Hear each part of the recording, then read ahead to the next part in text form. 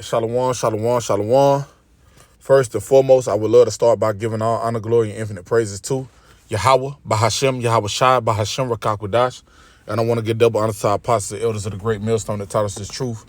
Peace and blessings and salutations to the sincere Akim, laboring in this truth, preaching and teaching and believing on the name Yahweh Shem Yahweh Shai. And peace and blessings and salutations to the men and children that believe on the name Yahweh Shem Yahweh Shai. And I wanted to do a quick lesson through the Spirit and Lord willing to be edifying. And I just wanted to go into the, I know a lot of brothers been going in on the bill, the new bill, the C367. As a matter of fact, we'll start with that. And I'll just read that real quick. And this is not it. This is not the one I'm looking for. This is it's CLC blog, and it says Bill C367 threatens Christian speech, and they're threatening the things of the Bible, the truth that's been spoken, because you got all these dark things taking place in the world and all these different things taking place right now. You got the immigrants coming across the border. You got, that's prophecy. You got the tiny technology. You know what I'm saying? You got all these different things, the prophecy jumping out the page, wars and rumors of wars. You got everything that's taking place in the world is in the scriptures. And the prophets, the watcher, the watchmen, they're filtering all these things through the scriptures, starting with our apostles and elders on down. And being that all these things are being filtered through the scriptures, because people are looking for answers. And the people that these people lean on or trust in, they're realizing they don't have any answers. So now, like everybody does, they're on the internet. Where are the prophets? Where are our apostles and elders? On the internet. So they're running across these videos. They're running across men that are speaking the truth, that are filtering the things, the current events that are happening, taking place in the world through the scriptures. And so guess what? Now they're scared because they're like, you know what, man, we can't have everybody waking up to what's going on. Or you can't have all of Israel turning back to Yahweh Shem Yahweh Shai. So they're like, no, we gotta do something to stop this. This ain't nothing but a way to try to stop prophecy. But the scriptures tell you that you can do nothing against the truth, but only for the truth. You know what I'm saying? The scriptures tell you that. And I'm gonna get into this article, bring out a couple precepts, and Lord willing to be edifying. It says, I'm gonna just read this first part right here. That's all I'm gonna read. It says, I'm gonna read a little bit of it. It's like two parts. It says, should Christians be arrested for quoting portions of the Bible in public? And you only got the prophets that standing. You only got the prophets from our apostles and elders on down, and the men that have entered into those labors, standing out there in the chief places, concourse, prophesying, teaching the truth, telling telling the Negro, Latino, Native descendant to come back to their power, and understand that the world is coming to an end. Understand that all the prophecies are jumping out the pages, and everything all these things are getting ready to be dissolved around us by what? Thermonuclear fire, via the intercontinental ballistic missiles, and the concentrated fire that's gonna come from the chariots.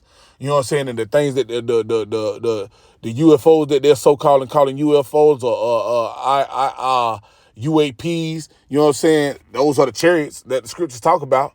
All these things that are taking place in the world, you know what I'm saying? They're written in the Bible. Now keep going. It says, should Christians be arrested for quoting portions of the Bible in public? Should pastors be charged with a hate crime when they preach against certain sins? Should churches be closed if the government does not approve of their beliefs? And see, guess what? They ain't gonna close none of these churches because these churches under 5013Cs. These churches under 5013Cs. They're backed by the government, not to teach certain things. So guess what? When that plan, that ploy is all to roll on who? The Israelites, the men that have come back to that power, the realization who they are, the understanding of Yahweh Shem Yahweh Shai, that Yahweh Shem Yahweh Shai black men, that they're coming to cast judgment upon their enemies. Esau, beginning with Esau, Edom, and the other heathen nations, that they're going into captivity, they're going to go into slavery. All these things are written and prophesied by the prophets of old. And guess what? This is who all this shit is against. You know what I'm saying? And there's another point I wanted to make. Being under the 5013Cs, right? They're under those. But what else? You know what I'm saying? Like, that's it. Call law, like about Shem Shai. They passed that law in brother told me Washington, but they passing that even in New York, where where if they think you up to the heinous acts or heinous crimes, if you're gathered and brothers and shit, it's 5 men, 6 men, some 10, the different camps. You know what I'm saying? Like depending on how big the camp is, you know what I'm saying, that if you don't disperse that, they can take you to jail. So all these things, guess what? It's going to be a famine of the word. They're getting ready to start persecuting us brothers for what? Preaching the name of Yahweh Shem Shai, right? For pushing the truth. You know what I'm saying? For doing the things that the Most High set us up to do. But it's all written and prophesied through the scriptures that we will have to go through these things and endure these things, right? Now it says, I'm gonna read this one. It says, I'm gonna read this chapter this paragraph right here. It says, however, with the introduction of Bill 367, all these questions are on the table. I call this bill Closet the Christians bill. And see, that's what they're trying to do. They're trying to shut up the mouth of the prophets. But the Lord, matter of fact, I'm gonna grab this scripture right here. I gotta grab this. Gainsay. Boom. This is it right here. It says Luke 21:15. The scripture say what? It says, so if I will give you a mouth and wisdom, which all your adversaries shall not be able to gainsay nor resist. And so guess what? They're trying to shut up the mouth of the prophets, but the Most High gave us a mouth that they can't gainsay nor resist. When you read it in the NLT, it says, for I will give you the right words and such wisdom that none of your opponents will be able to reply or refute you. And see, they ain't able to give a reply. The only thing they can do is try to pass laws to shut us up. They can't do nothing to refute us. They can't do nothing to stop this truth. They can't, nothing against, I grab that scripture too, I quoted it. Nothing against the truth. See, they in the trick bag. That's what it is. They in this trick bag. They scared. It's 2 Corinthians chapter 13 and verse 8. It says, for we can do nothing against the truth, but for the truth. So guess what? They can't do nothing against the truth, only for the truth. It says what? It says, for we are glad when we are weak, and ye are strong, and this also we wish, even your persecution. Right? Your perfection, Salakia. I ain't want that verse, Salakia. I'm tripping. Salakia. It says, just verse 8, 2 Corinthians 13:8. I'm going to bring that back.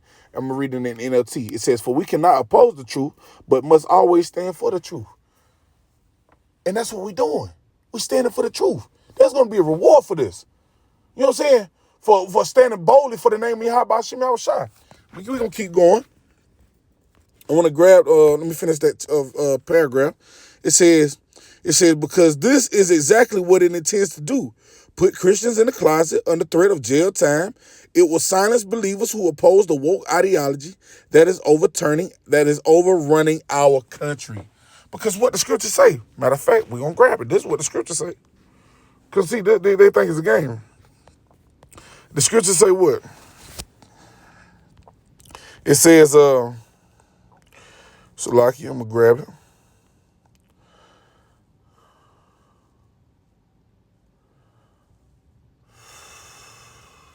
Salakia. There it is. This is 2 Ezra chapter 6, verse 28. It says what? It says, because I'm gonna start at 27, because this ultimately was happening. Because it said what? I'm gonna read that little piece back. It says, because this is exactly what it intends to do. Put Christians in the closet under threat of jail time. It will silence believers who oppose the woke ideology that is overrunning our country. See, guess what? So it's being overran.